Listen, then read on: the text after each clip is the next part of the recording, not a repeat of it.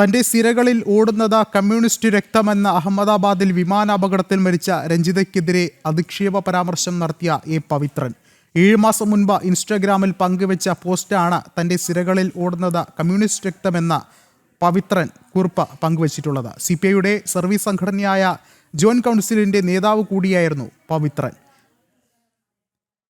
കൂടുതൽ വിവരങ്ങളുമായി ഗോകുൽ കെ വേണുഗോപാൽ ചേർന്നുണ്ട്. ഗോകുൽ, ഒരുപക്ഷെ ഇയാളുടെ പശ്ചാത്തലം അത് പരിശോധിക്കുമ്പോൾ അയാൾ ഒരു ഇടത് സംഘടനയിൽ ഉൾപ്പെട്ടയാളാണ്. എന്താണ് മറ്റു വിവരങ്ങൾ? പവിത്രൻ തന്നെയാണ് തന്റെ ഇൻസ്റ്റാഗ്രാം പോസ്റ്റിൽ അത്തരത്തിലൊരു പരാമർശം പങ്കുവച്ചിട്ടുള്ളത്.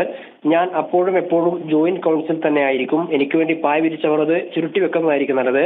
കാരണം ഇപ്പോഴും എന്റെ സിരകളിൽ ഓടുന്നത് കമ്മ്യൂണിസ്റ്റ് രക്തം തന്നെയാണ് എന്നാണ് പവിത്രൻ ഇൻസ്റ്റാഗ്രാമിൽ പങ്കുവച്ച പോസ്റ്റിൽ പറഞ്ഞിട്ടുള്ളത്. 7 മാസം മുമ്പാണ് പോസ്റ്റ് പങ്കുവച്ചിട്ടുള്ളത്. അതിനുശേഷം ഇൻസ്റ്റാഗ്രാമിൽ മറ്റൊരു പോസ്റ്റും പവിത്രൻ പങ്കുവച്ചിട്ടുമില്ല. ഈ ജോയിന്റ് കൗൺസിൽ എന്ന് പറയുന്നത് CPMന്റെ സർവീസ് സംഘടനയാണ്. താൻ ഒരു കമ്മ്യൂണിസ്റ്റ് ആണ് എന്നും തന്റെ സിരകളിൽ കമ്മ്യൂണിസ്റ്റ് രക്തമാണ് ഒഴുകുന്നത് എന്നും വളരെ അഭിമാനത്തോടു കൂടിയിട്ടാണ് പറയുന്നത്.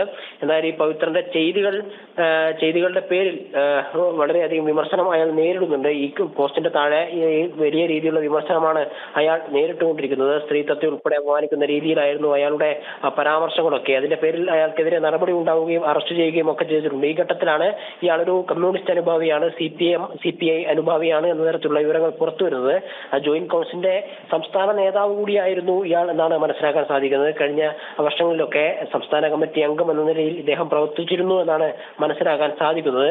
എന്തായാലും ഇയാളെ ഇപ്പോൾ പോലീസ് അറസ്റ്റ് ചെയ്തിട്ടുണ്ട്. പല വകുപ്പുകളും ചേർത്തിട്ടാണ് അറസ്റ്റ് ചെയ്തത്. ഇയാളുടെ ഈ ഫേസ്ബുക്ക് കുറിപ്പിനെതിരെ ശക്തമായ എതിർപ്പ് പല ഘട്ടങ്ങളിലും ഉണ്ടായിരുന്നു. പിന്നീട് ഇയാൾക്കെതിരെ നടപടിയെടുക്കണമെന്ന് ആവശ്യപ്പെട്ടുകൊണ്ട് കളക്ടർ സർക്കാരിന് ശുപാർശ നൽകുകയും ഒക്കെ ചെയ്തിരുന്നു. പിന്നീട് ഇയാളുടെ അറസ്റ്റ് ഇപ്പോൾ രേഖപ്പെടുത്തിയിട്ടുമുണ്ട്. വിഷ്ണു. ശരി, ഗോകുലാണ് വിവരങ്ങൾ നൽകിയത്.